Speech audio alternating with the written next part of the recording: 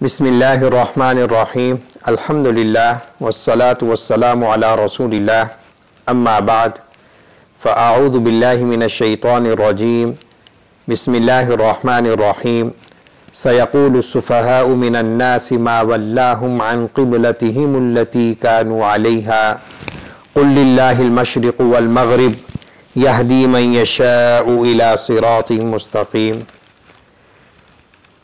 आज के दरस में कुरान हकीम के दूसरे पारे के मज़ामीन का ख़ुलासा पेश किया जाएगा। दूसरा पारा 111 आयात पर मुश्तमिल है, 142 से लेके 252 तक, और ये पूरा पारा सूरह बकरा का हिस्सा है। तो इसमें जो मौज़ूआत बयान हुए हैं उनमें से चंद मौज़ूआत का ख़ुलासा पेश खिदमत है। दूसरे पारे की इब्तिदाई आयात में तहवील क़िबला का ज़िक्र है। हिजरत मदीना के बाद नबी अकरम सल्लल्लाहु अलैहि वसल्लम की शदीद ख्वाहिश थी कि उनका क़िबला काबा बैतुल मक़दस की बजाय बैतुल्लाह हो जाए। तकरीबन 16 या 17 महीने आप बैतुल मक़दस की तरफ मुँह करके नमाज़ पढ़ते रहे। बिलाखिर वो वक्त आया कि अल्लाह रब्बुल इज़्ज़त ने नबी अकरम सल्लल्लाहु अलैहि वसल्लम की इस दिली आरज़ू को पूरा किया। आप एक जगह नमाज ज़ोहर पढ़ा रहे थे, 2 रकत अदा कर चुके थे, तो नमाज ही की हालत में वही नाजिल हुई कि आप अपना रुख बैतुल्लाह की तरफ कर लीजिए। तो आपने बकिया 2 रकतें बैतुल्लाह की तरफ मुँह करके अदा की। इसी तरह और भी वाक़यात अहादीस में मिलते हैं। बनी सलमा के कबीले का भी वाक़या मिलता है कि वो लोग सुबह की नमाज़ पढ़ रहे थे, उनको अगले रोज़ ख़बर हुई। एक और जगह का भी जिक्र है। बहरकैफ इसमें मुसलमानों के लिए ये दरस है कि इबादत दर हकीकत अल्लाह की इताअत का नाम है। मशरक़ व मग़रिब की तरफ जो हम मुँह करते हैं ये इबादत की ज़ाहरी शक्लें हैं। तो दर हकीकत इबादत की जो रूह है और उसकी जो स्पिरिट है वो ये है कि जहाँ अल्लाह का हुक्म हो खड़े हो जाओ, खड़े हो जाओ, जहाँ हुक्म है बैठ जाओ, बैठ जाओ। पहले अल्लाह के हुक्म से बैतुल मक़दस की तरफ नमाज अदा की जाती थी, तो अब हुक्म है कि बैतुल्लाह को अपना काबा व किबला बना लो। तो इससे उम्मत इस्लाम की अज़मत और फजीलत में मज़ीद इजाफ़ा हुआ कि उनको अब पूरी दुनिया की इमामत और क़ियादत का मनसब सौंपा गया। तो बैतुल्लाह मुसलमानों का महवर व मरकज़ है, जाए इबादत है, जाए सुकूनत है। और जो रुकन इस्लाम हज है, एक अहम रुकन, उसकी अदायगी भी बैतुल्लाह में होती है, मक्कातुल मुकर्रमा में होती है।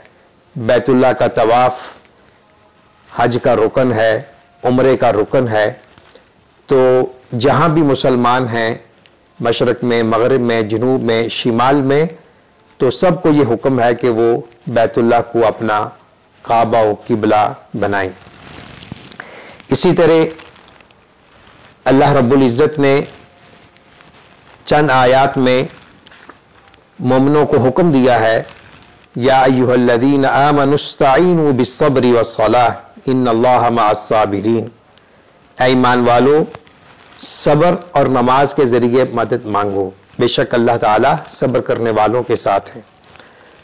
तो अहले ईमान वो खुशी से गुज़र रहे हों, गमी के हालात से दो चार हों, तो उनको चाहिए कि शुक्र करें, और अगर मुश्किलात हैं, बहरान हैं, क्राइसिस हैं, तो सब्र करें।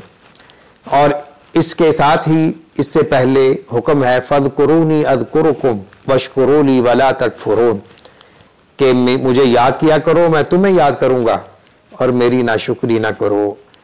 तो इन आयात को अच्छी तरह समझने की ज़रूरत है। ज़िक्र, शुक्र और सब्र ये किसी भी बंदाए मोमिन के ईमानी, रूहानी, अखलाकी हथियार हैं। इनके ज़राए से बंदाए मोमिन अल्लाह की मदद को हासिल करता है।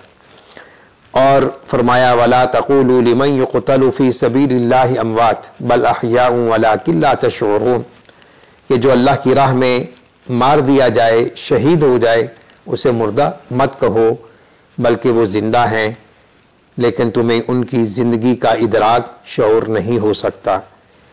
उनकी ज़िंदगी का सही जो इदराक है वो अल्लाह ही जानते हैं। तो ये शुहादा, मुजाहिदीन फ़ी सबीलिल्लाह की अज़मत और फजीलत है। और फरमाया वाला नबलुवन्नकुम बिशैइन मिनल खौफ वल जूअ व नक़्सिन मिनल अमवालि वल अनफुसि वस्समरात व बश्शिरिस साबिरीन अल्लज़ीना इज़ा असाबतहुम मुसीबह क़ालू इन्ना लिल्लाहि व इन्ना इलैहि राजिऊन उलाइका अलैहिम सलवातु मिर रब्बिहिम व रहमह व उलाइका हुमुल मुहतदून। ये आयात करीमा अहले ईमान के लिए समान तसल्ली है। इन आयात में जो आयात 154 से लेकर 156 यानी 3 आयात, इसमें अल्लाह रब्बुल इज़्ज़त ने फरमाया कि हम तुम्हें ज़रूर बज़रूर आज़माएंगे, तुम्हारा इम्तिहान लेंगे। कैसे? खौफ के ज़रिए, भूख के ज़रिए, माल और जानों में नुकसान के ज़रिए, फलों में नुकसान के ज़रिए। तो इन हालात में खुशखबरी है सब्र करने वालों के लिए, उनको खुशखबरी दीजिए। इस वक्त पूरा आलम बशरियत बिलउमूम और पूरा आलम इस्लाम बिलखुसूस इस इम्तिहान और इब्तिला से दो चार है। इस वबाई मरज़ के तनाजुर में देखा जाए तो सारी नौ बशरियत इस इम्तिहान से गुज़र रही है। कहीं अमवात हो रही हैं, कहीं बीमारियों का ज़िक्र है, और माशी तौर पर, इक्तिसादी तौर पर, माली तौर पर बड़े नुकसानात हो रहे हैं, जानों का ज़िया हो रहा है और खेत खलियान में नुकसान हो रहा है। तो ये नुकसान के मज़ाहिर हैं। इन हालात में अल्लाह की तरफ रुजू करने की ज़रूरत है, और इंसान जिस कदर अल्लाह की तरफ मुतवज्जे होगा, अल्लाह से मदद मांगेगा, अल्लाह की मायत शामिल हाल होगी और अल्लाह की तरफ से रहमतों, बरकतों की बरखा नाजिल होगी। अल्लाह रब्बुल इज़्ज़त ने ऐसे साबिरीन को हिदायत याफ्ता करार दिया है। इसके बाद सफ़ा मरवा का ज़िक्र है। तौहीद पर अल्लाह रब्बुल इज़्ज़त ने अक़ली दलाइल दिए हैं कि अक़ल वालों, इस कायनात में ज़रा गौर व फिक्र करके देखो, ये शब व रोज़ का आना जाना, लैल व नहार का तब्दील होना, ये कश्तियाँ, ये हवाएँ, ये आंधियाँ, ये बारिश, इस पर गौर व फिक्र करो। जो इंसान इन हक़ाइक़ में गौर व फिक्र करेगा तो वो अल्लाह रब्बुल इज़्ज़त के वजूद, उसकी ज़ात, उसकी रुबूबियत और उसकी तौहीद व उलूहियत की गवाही दिए बगैर नहीं रहेगा। और साथ ही अल्लाह रब्बुल इज़्ज़त ने अहले ईमान का शेवा और निशानी बयान फरमाई, वल्लज़ीना आमनू अशद्दु वल्लज़ीना आमनू अशद्दु हुब्बन लिल्लाह। जो लोग अहले ईमान हैं वो अल्लाह के साथ मोहब्बत करने में बड़े शदीद होते हैं। अल्लाह के लिए किसी से मोहब्बत होनी चाहिए और अल्लाह के लिए किसी से बुग़्ज़, अदावत होना चाहिए। अगली आयात में अल्लाह रब्बुल इज़्ज़त ने मुशरिकीन और उनके जो खुद साख्ता माबूदान बातिला थे उनका ज़िक्र है कि ये ऐलान बरात कर देंगे और मुशरिकीन भी अफसोस करेंगे, लेकिन उस वक्त का अफसोस किसी काम नहीं आएगा। और उसके बाद हिल्लत व हुर्मत के कुछ अहकाम का ज़िक्र है। या अय्युहन्नासु कुलू मिम्मा फिल अर्दि हलालन तय्यिबा वला तत्तबिउ खुतुवाति शैतान। ईमान वालों, ज़मीन में जो कुछ है हलाल पकीज़ा वो खाओ और शैतान के कदमों की पैरवी न करो, इन्नहु लकुम अदुव्वुम मुबीन। पूरी कायनात में अगर गौर व फिक्र किया जाए तो कायनात का बेशतर हिस्सा और बहुत सी नेमतें इंसान की खिदमत के लिए मसरूफ़ अमल हैं। अल्लाह ने रिज़्क़ हलाल खाने का हुक्म दिया है, रिज़्क़ हराम से मना किया है। और जो शख्स रिज़्क़ हराम खाता है गोया कि वो शैतान की पैरवी में लगा हुआ है। शैतान इंसान का खुला दुश्मन है। ये समझने की ज़रूरत है कि इंसान शैतान के बहकावे में ना आए, उसके वसवसों में ना आए और उसके वसवसों में आकर हिल्लत व हुर्मत के अहकामात को पामाल न करे, बल्कि शरई अहकामात के मुताबिक रिज़्क़ कमाए, खाए और उसमें से खर्च करे। आयत नंबर 177 जिसे आयतुल बिर कहा जाता है, बड़ी जामे आयत है। इसमें अल्लाह रब्बुल इज़्ज़त ने नेकी का म्यार कायम किया है कि लैसल बिर्र अन तुवल्लू वुजूहकुम क़िबल अल-मशरिक़ वल-मग़रिब वलाकिन्नल बिर्र मन आमन बिल्लाहि वल यौमिल आखिर, आखिर आया इला आखिरिल आया। नेकी ये नहीं है कि तुम अपने चेहरों को मशरक़ और मग़रिब की तरफ करो, बल्कि हकीकी नेकी क्या है? मन आमन बिल्लाहि वल यौमिल आखिर, जो अल्लाह पर, रोज़े आखिरत पर ईमान लाता है, फरिश्तों पर, किताबों पर, नबियों पर। व आतल माला अला हुब्बिही ज़विल क़ुरबा वल यतामा वल मसाकीन वब्नस सबील वस्साइलीन व फिर रिक़ाब, और वो अल्लाह की मोहब्बत में रिश्तेदारों को, यतीमों को, मसाकीन को, मुसाफिर को, साइलीन को गर्दन आज़ाद करने में अपना माल खर्च करता है, नमाज कायम करता है, ज़कात देता है, अपने वादे को पूरा करता है। वस्साबिरीन फिल बासाई वद्दर्राई वहीनल बास, मुश्किलात में, मसाइल में और तंगियों में वो सब्र करने वाले होते हैं। तो अल्लाह फरमाते हैं यही वो लोग सच्चे हैं। व उलाइका हुमुल मुत्तकून, और यही मुत्तकीन है। ये आयत हम सब की तवज्जो चाहती है और इस आयत का मुलख्खस ये है कि इस आयत में अल्लाह ने सआदत और नजात का एक मेरिट बयान किया है। इसमें हुकूकुल्लाह का भी जिक्र है, हुकूकुल इबाद का भी जिक्र है। और बसा औकात याद रखें, हुकूकुल इबाद की अहमियत हुकूकुल्लाह से बढ़ जाती है।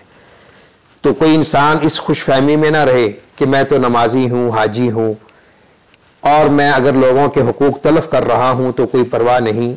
ये गलत नज़रिया है, ये उसे नुकसान देगा। इसी तरह कोई शख्स ये ना समझे कि मैं लोगों के हुकूक अदा कर रहा हूँ, मैं मुआशरत में, मामलात में अच्छा हूँ, लेकिन मुझे नमाज रोज़े की कोई फ़िक्र नहीं। ये भी गलत नज़रिया है। तो हुकूकुल्लाह अदा करना, हुकूकुल इबाद भी अदा करना, दोनों लाज़िम मलजूम हैं। और अल्लाह रब्बुल इज़्ज़त ने क़िसास का जिक्र फरमाया है, वलकुम फिल क़िसासी हयातुन या उलिल अलबाबि लअल्लकुम तत्तक़ून। क़िसास यानी जो शख्स कोई जुर्म करता है तो उसे उसके जुर्म के मुताबिक सज़ा दी जाए। बिलखुसूस अगर कोई कत्ल करता है तो उसकी सज़ा कत्ल है, इल्ला कि उसके वरासा उसे माफ़ कर दें और दियत ले लें। दियत के भी अहकाम हैं। तो क़िसास अल्लाह ने इसे ज़िंदगी से ताबीर किया है। बड़ी जामे आयत है। तो इससे मालूम होता है कि जो शरई हुदूद हैं, जो इस्लाम का निज़ाम अदल व इंसाफ है, निज़ाम मुआशरत है, कानून और आइन है, जिस कदर उस पर अमल किया जाएगा उसी कदर मुआशरे में ज़िंदगी के आसार नुमायाँ होंगे, अमन होगा, सुकून होगा। और जिस कदर इसे इग्नोर किया जाएगा बदअमनी होगी, खौफ होगा और लोगों की इज्जत व आबरू को ख़तरात लाहिक होंगे। वसीयत का जिक्र है। वसीयत एक ऐसा अमल है जिसे आज मुसलमान अक्सर बेशतर भूल चुके हैं। नबी अकरम सल्लल्लाहु अलैहि वसल्लम की हदीस की रोशनी में मुसलमान को ये जायज़ नहीं है कि वो 2 रातें, एक हदीस के मुताबिक 3 रातें बगैर वसीयत के गुजारे। यानी अगर उसके पास कोई मालो दौलत है, कोई चीज़ है, तो उसे चाहिए कि वो वसीयत लिखकर अपने पास रखे। वसीयत लिखने में बड़े फ़वाइद हैं। ख़ानदानी मसाइल, खलफशार का इज़ाला होता है और शरीयत के मुताबिक अब मुसलमान अपनी विरासत में तरके में 3रा हिस्सा वसीयत करने का मजाज है और ये करनी चाहिए। और ये वसीयत गैर वरासा के लिए होती है। उसके बाद रोज़ों के मसाइल का जिक्र है, इसकी फ़र्जियत का जिक्र है, और बीमारी की हालत में, हालत सफ़र में इससे इस्तिस्ना है, और इसी तरह शहरी के हकामात का जिक्र है। और अल्लाह रब्बुल इज़्ज़त ने हराम खोरी और रिश्वत की ममानत की है। रिश्वत मुआशरे का एक नासूर है। रिश्वत से जहाँ अल्लाह रब्बुल इज़्ज़त की ज़ात पर इतिमाद और तवक्कुल में कमी आती है, वहाँ हुकूकुल इबाद की भी तलफी होती है। तो एक हदीस की रोशनी में अर्राशी वल मुर्तशी किलाहुमा फिन्नार, बड़ी सख्त वाइद है। रिश्वत लेने वाला, रिश्वत देने वाला दोनों जहन्नमी हैं।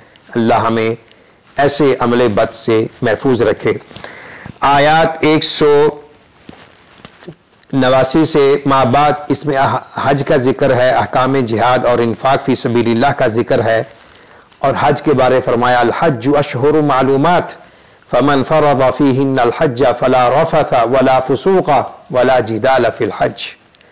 इस आयत पे गौर कीजिए तो मालूम होता है कि दूसरी इबादात की तरह हज भी ज़रिया तामीर किरदार है, वसीला तश्कील अखलाक है, कि जो हज की नीयत कर ले तो वो गाली गलोच ना करे, बुरे अल्फाज ना बोले, बेहुदा बातें ना कहे, फिस्को फजूर के काम ना करे, तो हज वही मोतबर है जो मासियत से, नाफरमानियों से और हुकूकुल इबाद की तलफी से खाली हो। तो हज रुकन इस्लाम है। ज़िंदगी में कम अज़ कम एक बार हर जी इस्तिताअत जो माली और बदनी इस्तिताअत रखता है उस पर हज फ़र्ज़ है। और फरमाया या अय्युहल्लज़ीना आमनु दुखुलू फ़िस्सिल्मि काफ़ा वला तत्तबिउ खुतुवातिश शैतान। ऐ ईमान वालो, इस्लाम में पूरे के पूरे दाखिल हो जाओ। इसका मफ़हूम ये है कि ऐ ईमान वालो, दिलो जान से ज़ाहरी और बातनी तौर पर अल्लाह की इताअत और बंदगी कीजिए। ये नहीं जो अपने मिजाज में आया उसको मान लिया, जो हमारे मफाद और हमारी ख्वाहिशात के अगेंस्ट है उसको हम ना माने। ये मुकम्मल इस्लाम का तसव्वुर नहीं है। मुकम्मल इस्लाम का तसव्वुर ये है कि अल्लाह रब्बुल इज़्ज़त ने जैसा जिस तरह हुक्म दिया है उसको फॉलो किया जाए। अल्लाह के रसूल सल्लल्लाहु अलैहि वसल्लम ने जहां हुक्म दिया है, काम करने का कहा है, वो किया जाए, जिससे रोका है उसे रोका जाए। शराब और जुए की ममानत का जिक्र है और मुशरिक औरतों से निकाह की ममानत है। वला तनकिहुल मुशरिकाति हत्ता युमिन वला अमतुम मुमिनतुन खैरुम मिन मुशरिकाति वलौ आजबतकुम। निकाह वो मुकद्दस फरीज़ा है जो अल्लाह के नाम पर कायम होता है और इसी पर इस्लामी मुआशरों की बुनियाद कायम होती है। तो निकाह में जो मेरिट है वो ईमान है, अखलाक है। आप सल्लल्लाहु अलैहि वसल्लम ने फरमाया इदा अताकुम मन तरदौना दीनहु व अखलाकहु, और दूसरी रिवायत में है इदा अताकुम मन तरदौना दीनहु व खुलुकहु। एक रिवायत में खुलुक के अल्फाज पहले हैं फज़व्विजूहु इल्लम तफ़अलू तकुन फिल अर्ज़ि फितनतुन व फसादुन अरीद, कि जब तुम्हारे पास ऐसा पैगाम निकाह आ जाए जिसके दीन और अखलाक से तुम मुतमईन हो तो निकाह कर दिया करो। अगर ऐसा नहीं करोगे तो ज़मीन में फसाद होगा, फितना बपा होगा। आज हम देख रहे हैं अक्सर मुसलमान इस म्यारे निकाह को फॉलो नहीं कर रहे, ना वो दीन देखते हैं ना वो अखलाक देखते हैं। ज़ाहरी मादियत को अवलियत दी जाती है, जिसका ये नुकसान है कि जो एक मुसलमान ख़ानदान में अच्छाइयाँ होनी चाहिए वो नज़र नहीं आती। तो इन आयात करीमा में एक पैगाम म्यार निकाह ये है कि ईमान हो और अहले शिरक कुफ़ार से मुसलमान बच्चियों की शादी मत कीजिए। और इसी तरह तलाक का जिक्र है, इला का जिक्र है, इद्दत का जिक्र है, खुला का जिक्र है। ये आइली कवानीन की आसास हैं ये आयात करीमा। तो तलाक भी एक नागुज़ीर हल है तनाज़े का, इख्तिलाफ का। ज़ौजैन में जिस कदर हो सके प्यार और मोहब्बत होनी चाहिए।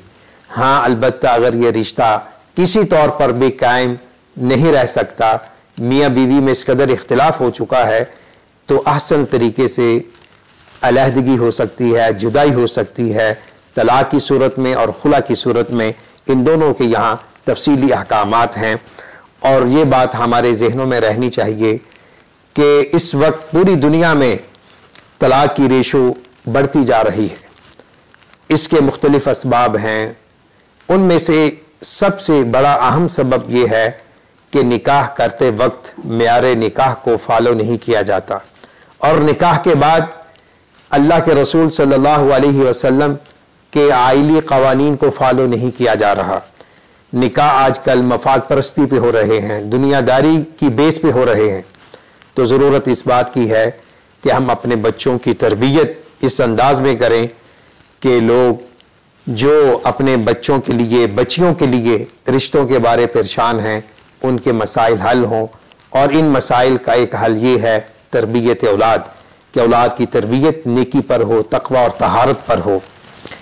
और इसी तरह रज़ात के मसाइल का जिक्र है, जो रज़ात के इन आयात करीमा में मसाइल बयान हुए हैं उनका मुख्तसर खुलासा पेश खिदमत है।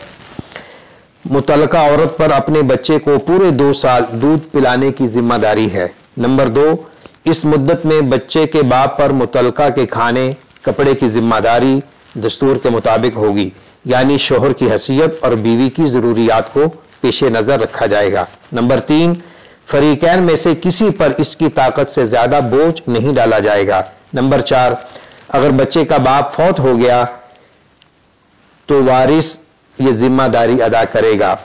नंबर 5, अगर मियाँ बीवी दोनों बाहमी रजामंदी से फैसला करें कि 2 साल से पहले बच्चे का दूध छड़ाया जाएगा तो वो ऐसा कर सकते हैं। नंबर 6, अगर बाप या बच्चे के वरासा बच्चे की वालदा की जगह किसी औरों से दूध पिलवाना चाहें तो वो ऐसा कर सकते हैं। एक आयत करीमा में नमाज की मुहाफ़ज़त का हुक्म दिया गया है, बिलखुसूस नमाज असर का। हाफ़िज़ू अलस्सलावाति वस्सलातिल वुस्ता वक़ूमू लिल्लाहि क़ानितीन। मेरी तमाम अफराद उम्मत से दरख्वास्त है, रिक्वेस्ट है कि इस आयत पे गौर व फिक्र करें। नमाज रुकन इस्लाम है और बिलखुसूस जो असर की नमाज है वो उसकी बड़ी अहमियत है। आप सल्लल्लाहु अलैहि वसल्लम ने फरमाया कि जिस शख्स की बिला उज़र शरी यानी नमाज फौत हो जाए तो गोया कि उसका मालो असबाब, उसका घर बर्बाद हो गया। ये बहुत बड़ी वाइद है। और नमाज हमारा दीन है, हमारा अखलाक है, हमारे ईमान की पहचान और शनाख्त है। ईमान नमाज के साथ है। नमाज जिस इस्लाम और ईमान में नहीं है वो बेजान और बेरूह जिस्म है। तो नमाज की अहमियत के पेश नज़र इस तरफ हम सबको तवज्जो देने की ज़रूरत है। इसके बाद उस कौम का जिक्र है जो ताउन की वजह से या जिहाद के डर की वजह से मौत के खौफ से अपनी बस्ती को छोड़ के भाग गए थे। अल्लाह ने उनको मौत दी, फिर अल्लाह ने उनको दोबारा जिंदा किया। बेवा की इद्दत का मसला यहाँ मौजूद है। इसी तरह जिस औरत का यानी बेवा उसकी इद्दत कितनी है उसकी वसीयत का भी हुक्म था पहले, तो जो मुतल्लका है उसकी इद्दत का भी यहाँ जिक्र है। किस्सा तालूत व जालूत है।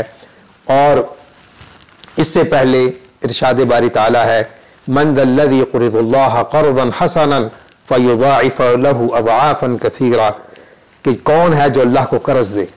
अल्लाह को कर्ज देने से मुराद ये है कि अल्लाह की राह में माल खर्च किया जाए। आज वक्त का तकाजा है, ज़माना हाज़िर का ये तकाजा है कि मुसलमान ज़कात दें, अल्लाह की राह में सदक़ात व खैरात पेश करें।